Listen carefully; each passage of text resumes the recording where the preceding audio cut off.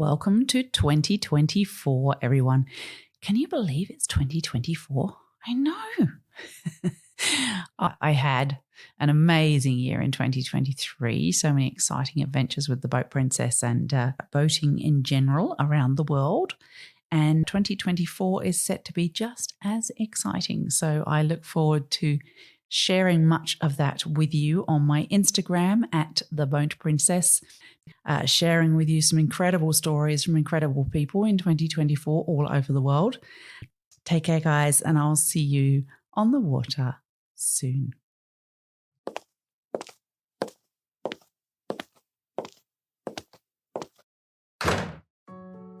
Hi, and welcome to the Boat Princess podcast. My name is Nikki Vo, and I'm your host. I am a boat owner, a marina owner, a director on the Marina Industries Association, and a huge advocate for boating. In this series, I'm sharing the stories from every nook of the boating industry with the intention of encouraging more women to join me and for more women to get behind the helm too. I want to share the experience and opportunities of boating, of the boating industry, and I want you to join me as I bring the conversations and answer all the questions you've had. Boating is not just for the glamorous and rich and famous. It's full of beautiful and interesting people making the most of our natural environment and getting out there, enjoying the waterways. So let's let off the lines, take over the helm, and escape to the world of boating.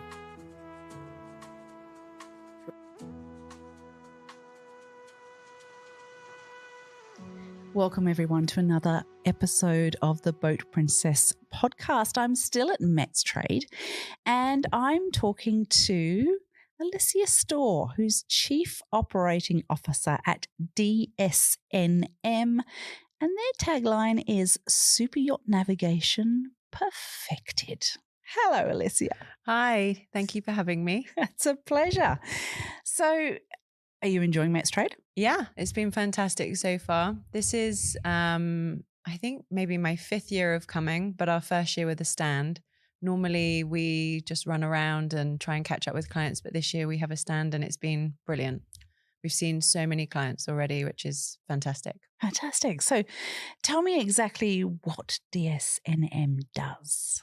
Okay, so in a nutshell, we are a super yacht navigation management company. We help boats go from A to B safely. We supply paper charts, digital charting, all the books and navigation equipment that boats need. And we also have a software called Compass, which basically is the glue that holds all of those things together and helps keep the crew safe and make their job as easy as possible.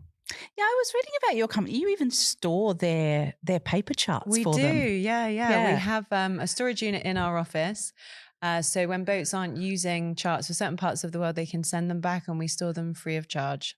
So we have this big room with a load of paper charts in. Yeah, very exciting.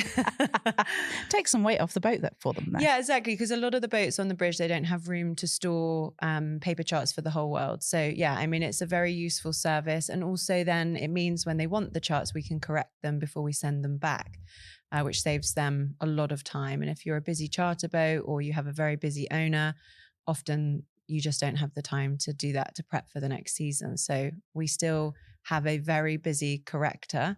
One of the guys who works for us, Duncan, he hand applies all the chart corrections and then we send them out ready to go. So the boat can literally open the box and get going. Wow, that's fantastic service. Yeah. So just to explain to our listeners that may not have that knowledge about correcting and so on, just explain a little bit more precisely for me what that means exactly. Okay, yeah, sorry. The paper charts that basically cover the whole world, things change in the sea. Obviously, things fall in the sea, crash in the sea.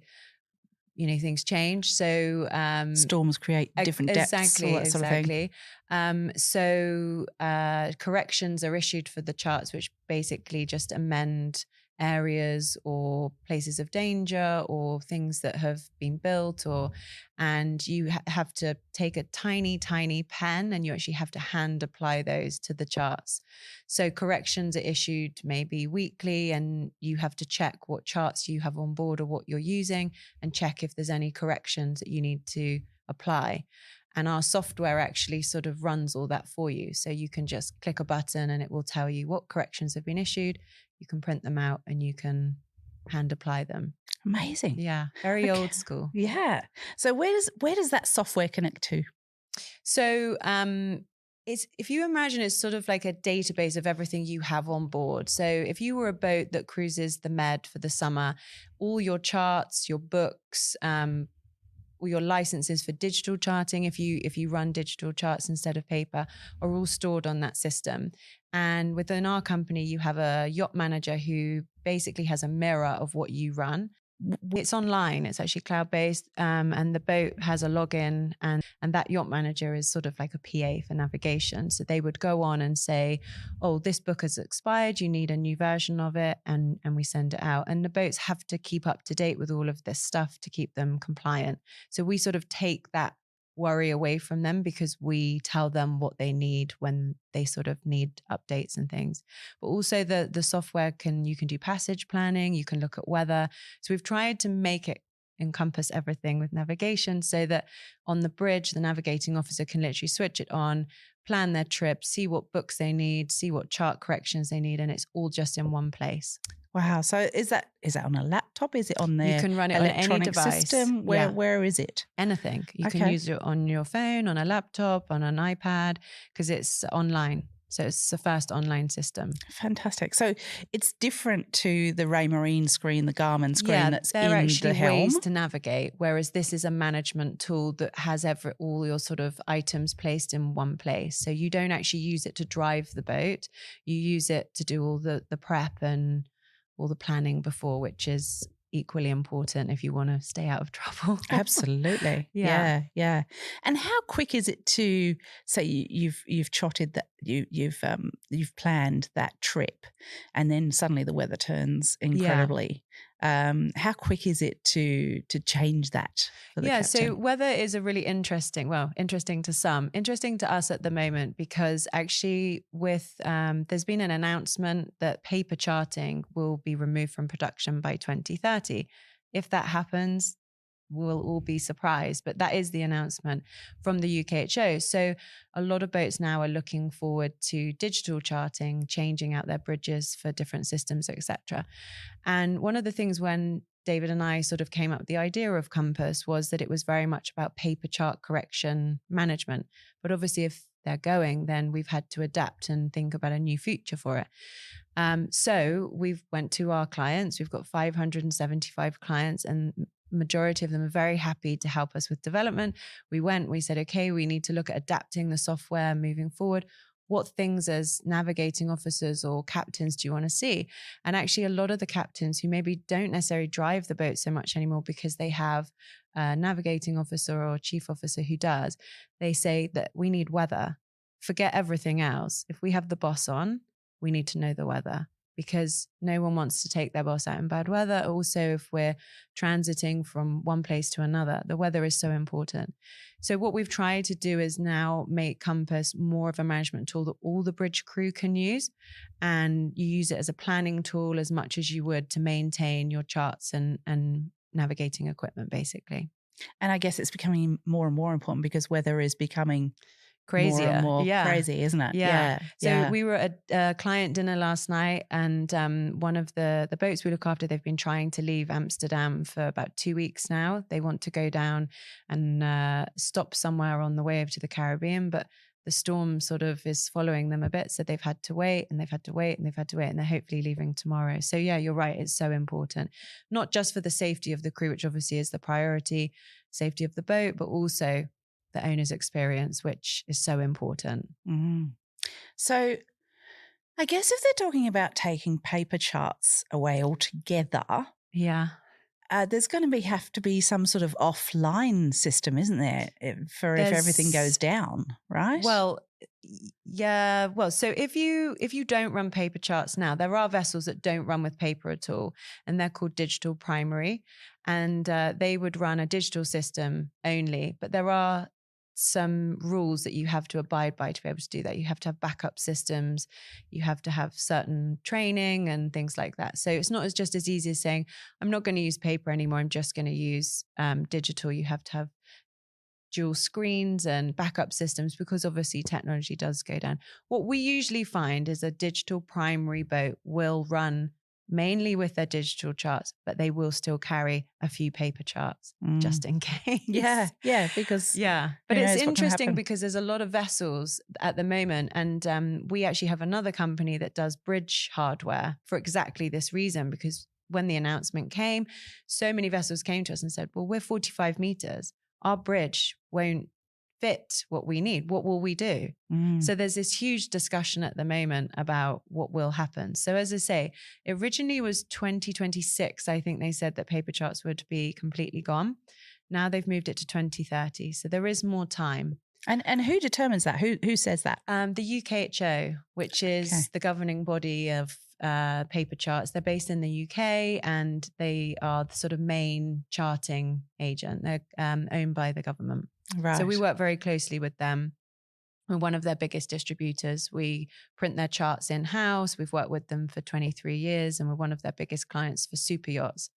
But even they're sort of coming to us and saying, what's the feedback from the announcement? And there are a lot of vessels that are concerned. And I think that's why they've moved it back. But we're working hard to make sure everyone is set for 2030. So just to understand this in my head, is that a government body that's trying to get rid of that cost? Yeah. So what's happened, I mean, in fairness to them, they've over the last few years been doing a lot of number crunching. And actually paper charts are going down in popularity because newer boats coming out, younger captains, younger chief officers, there is a cultural shift in the way that people want to navigate. There are still a lot of people that want paper though, and there's a lot of vessels that maybe need paper. But yeah, they've given us some stats. I can't remember exactly off the top of my head, but over the last few years, there's been sort of a 15 to 20% decrease each year in products being bought. And I think the problem is that because it's not, you just print the chart and that's it, you print it and it has to be maintained with correcting. You have to obviously have a team managing paper products. For them, the cost in 5 years perhaps will outweigh the profit they make. So like any business, and they are a business, they are just thinking to the future. So tell me, I'm going to go back a bit now. Okay. You are enjoying this role as Chief Operating Officer in this company. Let's start the story of how you got there. So what was your It's a good one. It's a good one. What was your education to start with? So I went to Catholic school, did my GCSEs, did A-levels, then applied for university. I wanted to go into business. I took a gap year, started working, loved working, started earning money, decided that actually university wouldn't perhaps be for me. So then I took another gap year. And then I'd got a job where I could travel. So I was about 19 or 20 and I loved it. So I never went to university, which was the best decision for me. I worked for Sunseeker, which I don't know if you know, they're based in Poole. Absolutely. Yeah, massive company. So I worked for the brokerage and that was my first sort of taste of super yachts, although the boats they were building then were a lot smaller. I can't remember the biggest they were building, but I think it was around the 22 meter mark. I could be wrong because obviously it was a long time ago. My memory's not so great. And that was bigger and bigger, Sunseeker. Yeah. And do you know what was interesting is as I was sort of leaving there, because I loved the role, but it was quite contained. It was a very small team. And I just felt like there wasn't much direction I could go in. I got great experience, worked with lovely people. When I was leaving, they were just starting to do the drawings of, I think, the first 24 meter boat. So this must have been, how old am I now? So maybe like 18 years ago. And obviously now they're building big boats and they've been bought out and sold and bought out and sold. But yeah, so I did that. And then a couple of other things around the same sort of genre. And then I met my now husband, Dave. And he had a small navigation management company with his sister working for him and his auntie doing the accounts. And we'd been dating only a few months and we ended up getting engaged very quickly. And then his sister was pregnant and he asked me to cover her maternity leave. And at the time, I think I was sort of not really enjoying the role I was doing. It wasn't going to be my career. So very apprehensively, I said yes, because we were still quite new as a couple. I said, okay, but I'm only doing the 6 months and you're not the boss of me. And, I'm coming to help out. And within the 6 months that his sister was on maternity leave, it became apparent really quickly that actually we worked very well together. And I really loved the job. And because him and I are such different people, we came at things from such different ways that we grew the company. Even in the 6 months she was off, we went from sort of 30 clients, to 50. Fantastic. So he said, would I stay? So I said, okay, we'll try and we'll see how it goes. And that was 16 years ago. Wow. Yeah. Well done you. I know. Working with your partner, I think I do deserve a medal. But so then it was much smaller, obviously. We're now 25 staff and 570 clients. So things have sort of just grown organically. But I've done practically every role within the company, because obviously when there's 3 of you, you do everything. I pack boxes, I did accounts, I, managed a client base of my own. I updated books, I packed up flags, just everything. Back then we didn't really do things like marketing or advertising or anything like that. But over the last 16 years, I've done practically every role, which is amazing because it gives me such a great view now of all our staff, because I have a different understanding of everybody's role, because at one point I've done it. Yeah. And even now, if we're a bit short-staffed or we're a bit, busy, I'll go down, I'll pack a box, I'll sit with my accounts team. That's one of the nice things about a sort of family-run, close company, is everyone does step in. So, and what's interesting about you saying that, and I'm very much the same, is when you see a gap that's needed to be filled, you will step in and do that. Yeah. And that's actually an incredibly good way to lead people. Yeah. Because they see that you'll step in and do it, and very happy to do so. Yeah. Which encourages them at the same time. 100%. So I think that's teamwork, right? It's a really good way to lead. I use this term, but Dave always says to me, it's not such a nice term, but I say I'm a hole filler. And I think actually when you are the manager or owner, probably more than a manager, but when you own the company, someone leaves or someone's off sick, or you're like, okay, no probs. You just have to get it done. It's not a question of like, I'm too good to do that or I can't do that. You just find a way. And I am very much a person that if I want to learn something, I'll just go and find a way to learn it, because I hate not knowing something that I want to know. So yeah, I think because I'm that type of person, and Dave is also, and both of us did not come from university, from business school. Neither of us have got degrees. Dave left school at 15 with about one formal, result in his GCSEs. And he's one of the best businessmen I've ever met. Obviously, I'm biased, he's my husband. But both of us are very much just like, if we don't know it, we'll go and learn it. And that's how we've run the business, which at times have been interesting. It would have been nice perhaps to have, a qualification with some knowledge to fall back on. But what's nice is we've got a lot of friends around us who run businesses that we can always just lean on. And I do. I lean on them and I ask their opinion or their advice if they've been through sort of a similar situation. Growing pains normally, which I'm sure as company gets bigger, you get to stages where money and staff aren't in the right balance, and you need to sort of find a way to get through that. So yeah. I'm going to take a guess that you've got a fairly stable workforce. We are actually going through a shift at the moment. We've got 3 ladies who are maternity, or one's actually just come back from maternity, which is so interesting. But yeah, we have a team of 25 and the majority of them have been with us over 10 years. Yeah. So, and Dave's sister still works for us. She's head of our HR and she's also Dave and I's PA. Amazing. She's probably the only person who could cope with Dave and I, to be honest. She is the person who makes the cogs in Dave and I's lives were around.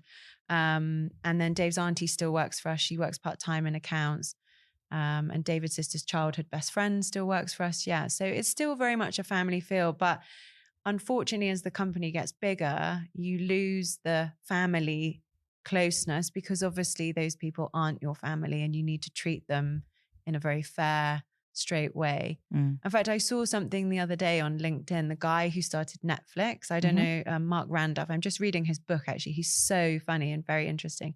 He was saying that there's no such thing as like a family unit in a company. actually you're a sports team, because you don't fire your family. And unfortunately, sometimes you do have to fire people. So in a sports team, your job is to just put forward the best team for the job at the time. And that's so true. And that is what we're like. As I say, everyone gets down, packs up charts. Everyone's packing up Christmas presents. If we're short staffed, everyone in our team's the same. And when I recruit, that is what I look for. If you've never seen a super yacht before, it doesn't matter. If you're the right person, that's what makes you fit in and, gives the service that we provide. Yeah, very cool. Taking a break from that interview for just a moment to share with you something that has been very exciting that we launched in 2023, and that is Freedom Boat Club at our marina at Bobbin Head, a Pittwater location, and also at Empire Marina, Lake Macquarie. Now, what is Freedom Boat Club? Well, it's a pretty exciting concept that brings boating to so many more people, which is why we decided it would be a great thing to do. You see, it's a joining fee and then a monthly fee, and that allows you to use a selection of boats at your club location. And then it also allows you to go boating at over 400 club locations around the world. So they're day boats, they're 24-foot-ish. They vary from a trophy fishing boat to a Sea Ray fast and wonderful family boat, to there might be ribs, there might be pontoon boats in other locations. There's all sorts of different boats that are appropriate for the location that they're in. And it's day use only, but I've got to say, I actually have a big boat on the harbour and I hardly ever use it overnight. Well, I don't use it overnight. I only use it for the day. So that's a perfect example where people think they want an overnight boat, but in actual fact, they end up in a day boat. So that's Freedom Boat Club. It's a really exciting concept. I love it because we train you how to drive the boat. We get your boat license if you need it as well. We take care of the boat. We clean the boat. We refuel the boat. You just pay for the fuel. So you literally rock up, drive the boat away, enjoy your day out on the water, come back, and don't have to worry about that boat in any way, shape, or form. It's kind of cool.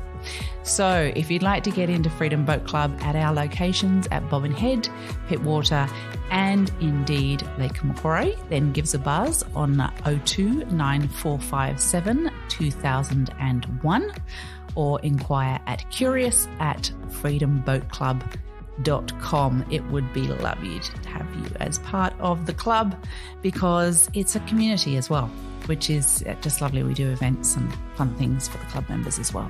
So that really means I can see you on the water soon. Join Freedom Boat Club as soon as you can.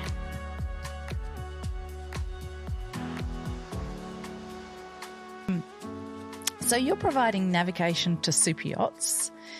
Have you actually spent time on super yachts yourself? No. Okay. And only 2 people who work for us have ever had jobs even in that realm. Because what I'm trying to illustrate here is that you don't have to come from a super yacht space to be involved in a super yacht business. 100%. As I say, for me, when I recruit, because what we do is so niche as well, it would be very rare for me to interview someone who's done the exact job before. In fact, there's only one person that works for us who came from a competitor.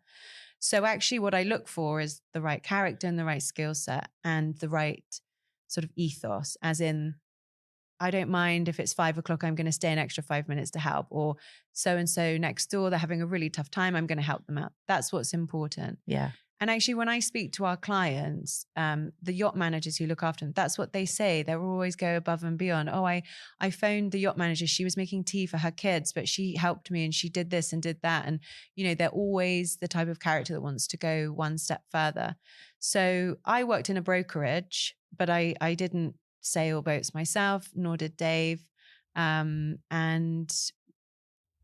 apart from we've got one guy who's in the Navy, and that's pretty much it. No one else has got any experience before. So interesting. You can learn it all. Yeah. And yeah, again, we do the same thing. We hire on attitude, and then you can train the rest. But the attitude and the work ethic and the ethos and the approach to and the customer service is to incredibly. Serve people. I think also, I don't know how it is in Australia, but in the UK, customer service is terrible, really bad. And actually, to be in service, people think is not a sort of very highly rated job. And what we do, we're providing the ultimate customer service. We are providing a service to captains and chief officers who have owners who have never said, never had no said to them. So when they phone us and say, yeah, the boss wanted to go to the Seychelles, but now they want to go to Egypt because the diving's better there. I need everything now. We can never say no, ever. Because if the captain can't do that for the owner, then they're in a difficult situation. So we've actually built our reputation on going above and beyond and never saying no. But the downside is that all of our team now have become these customer service perfectionists. And I really mean that now they're always moaning about customer service outside of our company. They're right? I went and bought a bed and I got terrible customer service. They're supposed to phone me back and they didn't. But you do just become so disappointed because the super yacht industry, there isn't subpar service. You won't have a client. No. If we mess up, we don't deliver, they'll go somewhere else so it is perfecting the customer service. Absolutely. Because you're dealing with a very high end client. The highest end. Yeah. So they really are used to having what they want and want it now, because often they're actually incredibly hardworking people that have achieved what they've achieved. Yeah. And they've done that by working incredibly hard as well, haven't they? So, and I think also what is so interesting we don't deal with the owners directly, but obviously we know who the owners are of all the boats. And if you wrote them all down, these people all have something in common. They're all time poor. And so they might have a plane or different houses, but when they want to get on their boat with their family for a 2-week holiday, they want to get on. They don't want to know who we are. They don't want to know what we do. They just want to get on and enjoy it. If they know who we are, normally that means there's a problem. Yeah. So for us, it is about making sure that we can always just do that step ahead. We've done hilarious things. We've flown suitcases of charts here, there, and everywhere. We've sent people, to deliver stuff. Like if we can, we will. It's not always possible. There are some impossible situations, but normally we can try and work it out. So. Yeah. Yeah, like that moment in, what was it, Devil Wears Prada's, when she's standing in the airport and she's saying, it's just a breeze. Yeah. Just get me on an aeroplane. Yeah, exactly. We can't get the charts out there right now because you're in a hurricane. The only thing we can't control is the weather, but we're working on it. Oh, wonderful. So Compass, tell me about that. That's your super yacht navigation hub. Yes. You refer to it. That also has a funny story. So Dave and I, about 10 years ago, were sitting across the dinner table, as usual, talking about work, because we both love talking about work. And at the time, we were renting a software from a competitor and value-add reselling it to our clients. But the problem is we have this super close relationship with our clients that if something breaks, they phone us. So we were supporting this software, which was just so clunky, the exact opposite of intuitive, not user-friendly. It was just hard work. So it was taking a lot of manpower from us, extremely frustrating for the client, so frustrating for us. And we sat across the table and we said, we need to build our own. But at the time we had no money. And we were like, okay, we need to think about this. How can we do it? We said, look, as you do as a business owner, you're like, can I refinance this? But we didn't have enough money. It wasn't the right time. Fast forward maybe 3-4 years, and a developer approached us who'd worked for a competitor. So we knew him from when he worked for the competitor. He said, I've started building a software, but it's blank. It's white label. It's on the shelf. We can make it into what you want. So Dave and I were like, we've got to do it because this is just so frustrating. And the clients are frustrated and they're phoning us and telling us. And we're like, we know. How bad is that, having to say we know it's rubbish, but we can't do anything about it. And we would ask the developers from that software, we'd say, could you change this to make it more intuitive?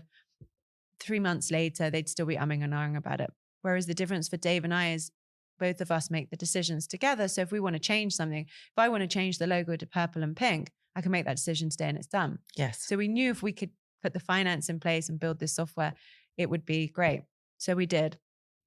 The developers we still work with now, Ewan and Michael, they're amazing. They cope very well with Dave, who's quite sort of not understanding of how developing works. He'll say to them, can we move this button from here to here? Yeah, that will take 6 weeks. 6 weeks? It's just moving a button. So, we still work with them now. They're really great guys and they've done such a great job. And we have a head of our digital department, Stuart, who's been absolutely essential in the building of the software with Dave. But it is Dave's vision. He is a visionary in my eyes when it comes to this. He had it all planned out in his mind how he would want it. And then we just went to clients and we said, right, tell us what you love, tell us what you hate. And we just used them. We got free R&D from them and they've been amazing. And still now they will help us if we're launching a new product. But what's amazing about the software is that sort of 6 years on, we're now signing clients not because of the service we provide, whereas always we used to sign clients because you would get the one-to-one yacht manager, although we still do. But now people come to us because the software is so good. And that is amazing for us. That's awesome. Yeah. Yeah. And actually, although there's other competitors that do similar to what we do, the software is now so far out from what anyone else is doing that, once people start using it, they stay with us, which is great. Yeah. So there was something you mentioned there, the one-to-one yacht manager. Tell me about that. Yeah. So when you sign as a client with DSNM for management, you get designated a person.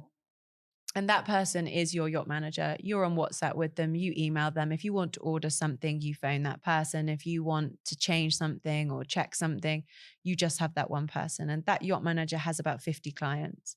So you're sort of that PA for each boat.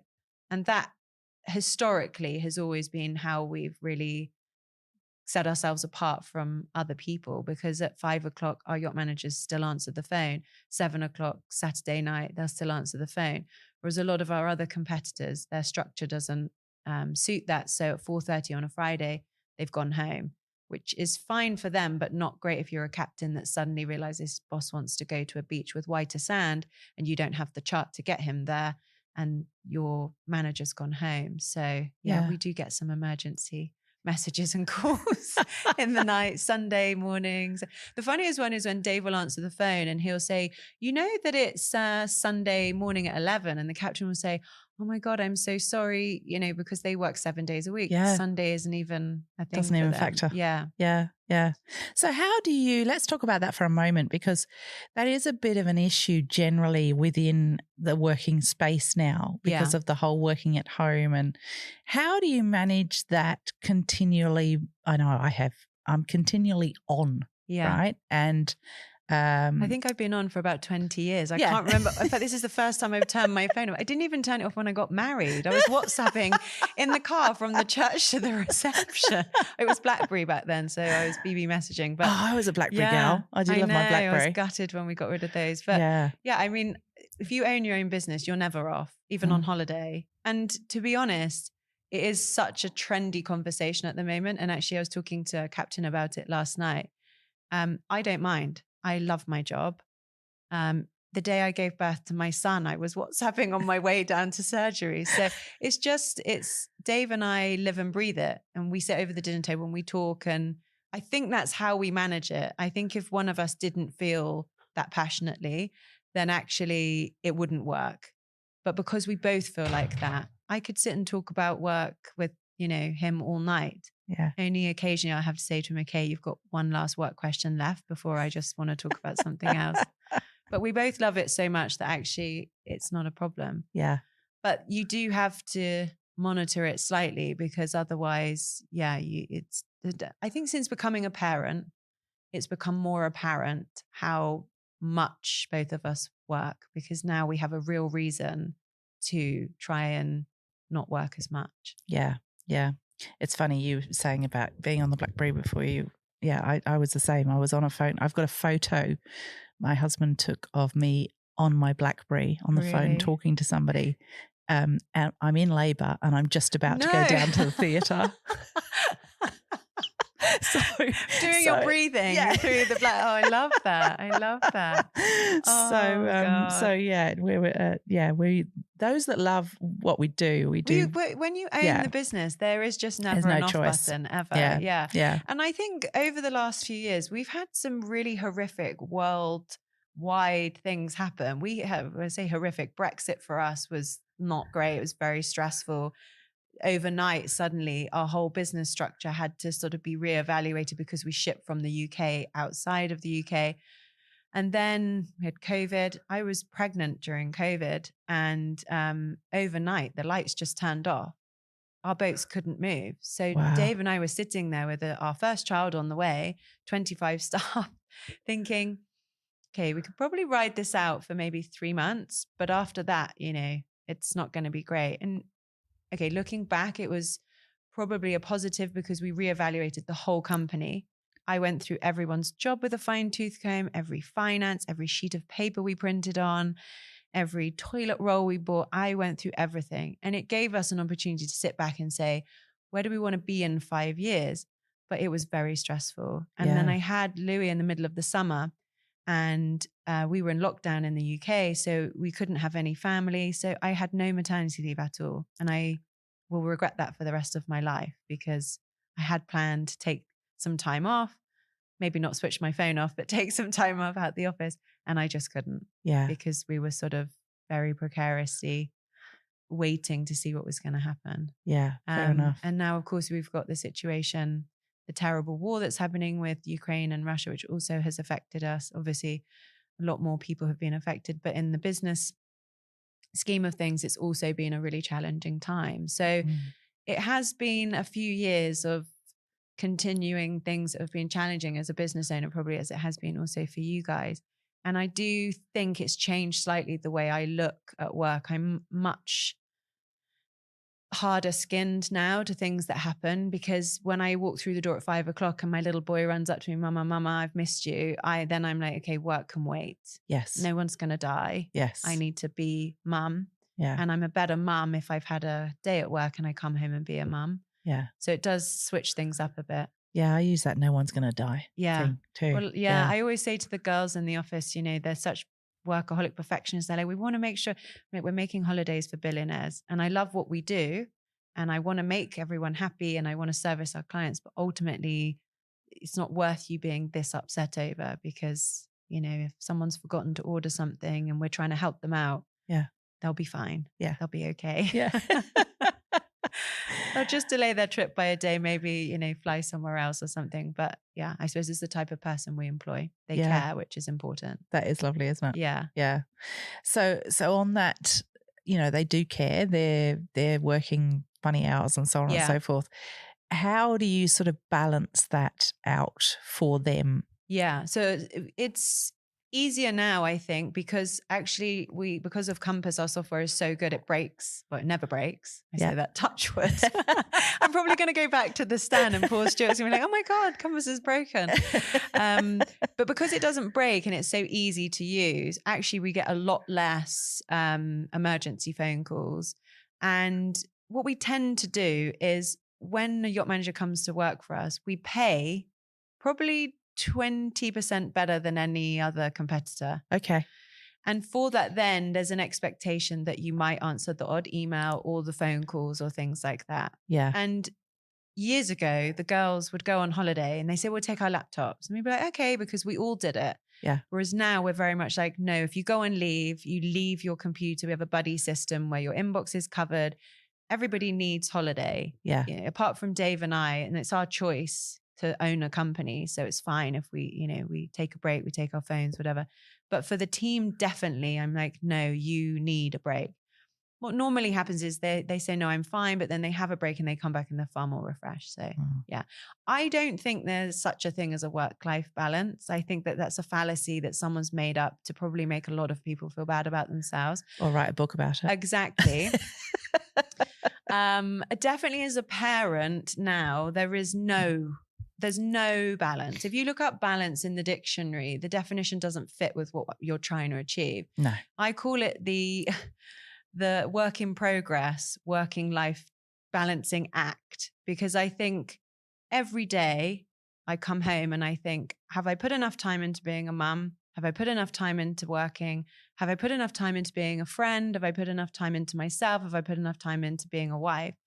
And then normally you'll say, well, I've done really well at that one today, but not so well at that one. So tomorrow I'm going to do that. And that is how in the last probably 10 years, I think, especially now I've just turned 40 and I feel like you look at life totally different, becoming a parent, turning 40, it's a big milestone. There's no such thing as work-life balance. And I say it the same to my team. We've got a lot of women who work for us, a lot of them with children. And ultimately you're doing your best and that's all you can do. And that's what I say to myself all the time. I'm just doing my best. Yeah. And if I go to bed at night and think I'm not sort of smashing it in every department, but I am doing my best, then I can go to sleep knowing I'm doing a good job. Yeah. And I think that's something we just have to accept.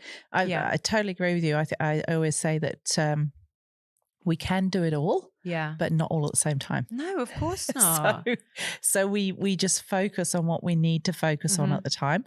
Being a business owner does allow you a certain amount of flexibility, which is great. Of course, it's one of the main benefits of being a business when owner. you have small children, for example, you can go to their little concert at school, but it just means you're working at 10:30 at night instead of working there. Exactly. So I think that's a flexibility we have, but the offside, if you like, is that we are on all the time. Yeah. Yeah. Definitely the flexibility. I actually wouldn't put myself through the job I do without having that benefit. Yeah. Because actually now it does change your perception when you become a parent and you get slightly older, that you just think, okay, people around you, like parents and people get sick and they pass away. And suddenly you're like, okay, what am I doing this for? You know, I do love my job, but what is the ultimate goal here?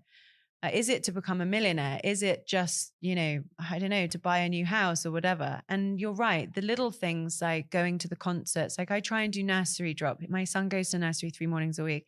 That 15 minutes in the car, chatting rubbish, singing Postman Pat, talking about what he's going to do, sets me up for the day. I walk into the office in a good mood because I've had that 15 minutes with him. And if he needs me, I will drop what I'm doing, but I pick it back up later. So you're right. It's the balancing act. It's 100% right. Yeah. It's funny you say that the moments in the car with kids are actually very, very special. And you'll notice when they get older, and I say this to all the mums and dads out there, when they get to teenagers, the only time they will talk to you is when you're taking them to sport, the taxi service in the car, because they're not looking at you. Yeah. So they will quite happily have a conversation with you, which the rest of the day, it's how was your day? Good. What'd you do? Stuff. That's it. That's all you get. Yeah. So and then you become the taxi service, and like you say, you treasure those moments because it's time with them. Yeah. Yeah. And in Australia, we have to teach our children. They have to do 100 hours of driving as a learner. Right. So it's a good idea. That as a parent is actually a very special time because you have to do it. Yeah. And so you get a whole bunch of time with your teenagers, which they would not normally give you. No. So no. That's the other thing I think, like, with our son. The moments where he wants to be with us, they don't last long, do they? They get to a certain age and they're not interested in cuddling and they're not interested in sitting on your lap. And so often in the evening, like I'll maybe be on my phone and he'll come over and say, Mama, I want to sit on. And I think, what am I doing? Put your phone down, be with him in this moment. He goes to bed at 7, you can pick it back up.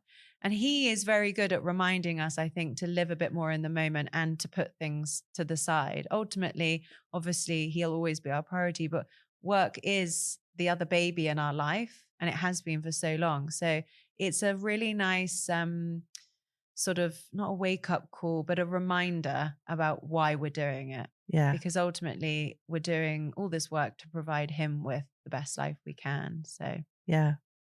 So obviously you've got an amazing client base. Yes. But you're continuously advertising and putting your company out there because we can't be guaranteed that client is going to stay with us or that they're going to sell their yacht and then they're going to change in that process. Is there a particular strategy that you as a company have taken on as a marketing? Because it's a very target market that you're working towards. Only really chief officers, navigating officers and captains are our clients. Like I say, owners don't really know what we do. And yacht managers. So we work with all the big yacht management companies and some of the smaller boutique ones. What's interesting is up until about 2-3 years ago, we did no advertising at all, no marketing, no advertising. We just didn't need to because we were growing very organically, and Dave and I were very happy with just signing X amount of clients a year. We were just a family run business. It was all much more sort of, relaxed, let's say. And a captain would sign on one boat, then he may get fired or he may leave. And then he'd phone us up the next day and say, I've been fired from Motor Yacht ABC. I'm now on DAC and I want to sign. So then we organically just grew with sort of crew turnover. And if a boat got sold, normally the boat would stay with us. And then when the crew went to the next boat, they would also sign with us. So for years, we just grew very organically. And then probably probably just before Brexit, we were starting to think about more of a strategy because we'd built Compass. We needed to sort of grow the fleet to sort of pay for Compass. So we started doing a lot more advertising and marketing. And as the whole filler that I am, I was doing all the marketing. I had a little bit of experience, no qualifications, and just a little bit of experience from previous jobs. And then we got to the point I was like, okay, digital marketing's everywhere. It's getting bigger. People are doing podcasts and all these sorts of things. We need to get a professional in. So we worked with a freelance for about a year. And then we took on someone full time who's here today, Adam. And so now we have a strategy in place and we're very targeted with what we're doing because, like you say, the people that we're trying to sign are a certain type of person. And really, we don't need to speak with the purser or the head stew or anything like that. So we're now much more active and much more sort of intentional with what we're doing. So and are you doing that because obviously you've got your clients that you need to target to specifically, but I know people tend to look at social medias or LinkedIn or podcasts and so on as a way of verifying the level of service that client that business has, or kind of just making sure that that's a good business. Yeah, no, I think that's 100% the situation for us. I don't think that a captain goes on to LinkedIn or Instagram and thinks, oh, I need a new chart provider, let me find them there. I don't think that happens ever. Maybe once in a blue moon. For us, it's about brand awareness and constantly keeping the conversation of what we're doing with Compass going. And we've done the software, annoyingly for me, Dave is a person who can never stand still. So it's exciting most of the time. Sometimes I'm like, okay, we've built this now, let's just enjoy it. But the moment that a new feature comes out on Compass, he's already thought about what we're doing next. So keeping that conversation going is really why we do all the things that we do, why Adam puts together, the videos, and we chat with clients. And the great thing is a lot of our clients love to tell us what they love about Compass, which nowadays is what social media is about, isn't it? Having someone telling other people that they love your product and they are a verified captain or a verified chief officer. Yeah. So for us, it's just about brand awareness. If a captain wanted to change supplier, there's probably only 4 in the world that service like we do, but not the same as we do. Of course. Of course. So probably he would already know who they were anyway. Or I know there's lots of WhatsApp groups that some of our captains are in with, hundreds of captains, and they'll put in like, I need a new chart supplier. And we get a lot of business, a lot from recommendation and from crew moving. Which is great. Yeah. Yeah, amazing. That's so good. So Navigates. Yeah. So when the UKHO announced about the chart production being removed, we had a lot of boats straight away, not panicking, but thinking, okay, well, that's only sort of 6. This is when it was going to be 2026. There's only sort of 6 refit periods. What are we going to do? We've been already working with an engineer who's the best. He's a super specialist in ECDIS and refits and things like that. We've been working a lot with him, helping clients before to go forward and have bridge refits. And we kept getting approached, and Dave and I were like, there's a business here that we could help our current clients make the transition to digital. But because they trust us already, they've been with us 10 years or whatever, they only want to use us. We'll say, oh, we've got this engineer. They'll say, no, can you help us? So because we had so much spare time, we thought it'd be great to start another business.